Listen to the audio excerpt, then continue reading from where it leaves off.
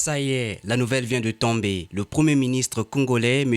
Anatole Colinet Makosso, vient de démissionner. Est-ce normal qu'un premier ministre de son État puisse démissionner? Cette démission, est-ce pour lui une sanction ou le résultat d'un fonctionnement normal des institutions publiques congolaises? Dans cette vidéo, je vais t'expliquer pourquoi est-ce que le premier ministre congolais vient de déposer sa démission auprès du chef de l'État et pourquoi c'est maintenant qu'il a décidé de la faire, cette démission. Alors si tu me découvres, je suis Herman Bika, juriste de formation, créateur de contenu et formateur en droit congolais. Ici, je t'apprends tout ce qu'il faut savoir sur le droit congolais. Si donc t'informer régulièrement sur le droit congolais est un sujet qui t'intéresse, abonne-toi déjà parce qu'on ne traîne pas ici, on est parti.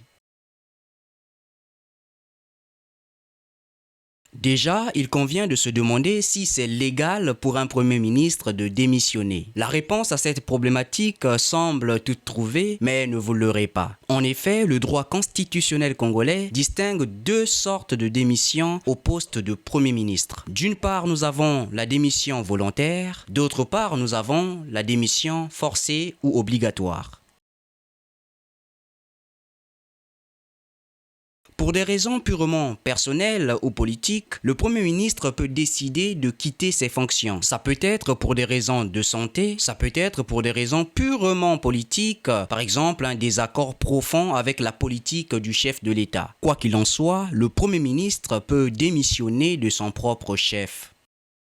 Toutefois, une question intéressante se pose. Comment le Premier ministre fait-il pour réellement démissionner? Quelle est la procédure de démission volontaire du Premier ministre au Congo? Que ce soit pour des raisons de santé ou de politique incohérente du chef de l'État, pour obtenir sa démission, le Premier ministre doit adresser une lettre de démission au président de la République. Pourquoi au président de la République et pas au Parlement par exemple? Tout simplement parce que le Premier ministre est nommé par le président de la République lui-même. Et sur les recommandations du parallélisme de forme, seul le président de la République a le pouvoir de lui accorder cette démission. On voit mal le Parlement intervenir dans pareille hypothèse. Mais attention, pour que cette démission du Premier ministre soit effective, pour qu'elle soit considérée comme telle, pour qu'elle soit considérée comme une démission, il est nécessaire que le président de la République l'accepte. Autrement dit, tant que le président de la République n'a pas manifesté son acceptation, n'a pas manifesté son accord vis-à-vis de cette démission qui lui a été adressée, le Premier ministre reste en fonction et continue à travailler. Parlons des démissions obligatoires ou forcées. Sans équivoque, l'article 83 de la Constitution congolaise du 25 octobre 2015 dispose « Le président de la République nomme le Premier ministre et met fin à ses fonctions ». De cette disposition de la Constitution ressort la notion de la révocation du Premier ministre. Le fait que le président de la République, autorité qu'il a établie, autorité qu'il a nommée, décide de lui forcer à prendre la porte. C'est une forme de démission forcée, même si il est vrai que la révocation n'est pas une démission à proprement parler, parce que la démission nécessite en réalité une volonté de la part du Premier ministre de ne plus travailler, de ne plus rester à son poste. Volonté d'ailleurs qui se manifeste par le dépôt d'une lettre de démission.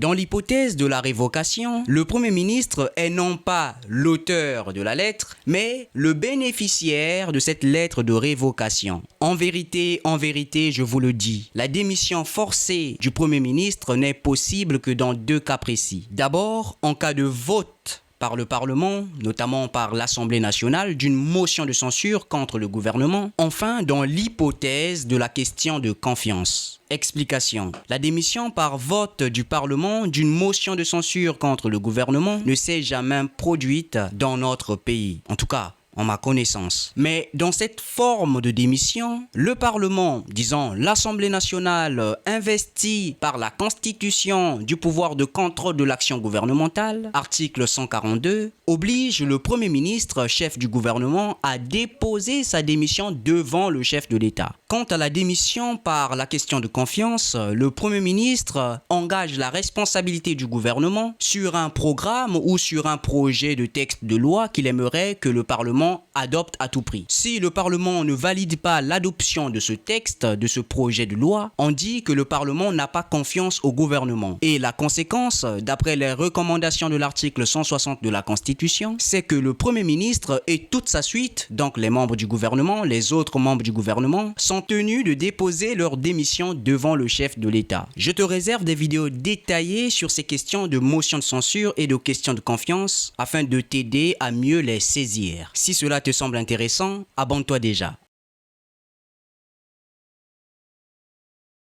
La grande question, c'est celle de savoir pourquoi est-ce que le Premier ministre congolais a décidé de déposer sa démission maintenant. Au fait, de quel type de démission s'agit-il? Démission volontaire ou démission obligatoire ou forcée? Le Premier ministre congolais, M.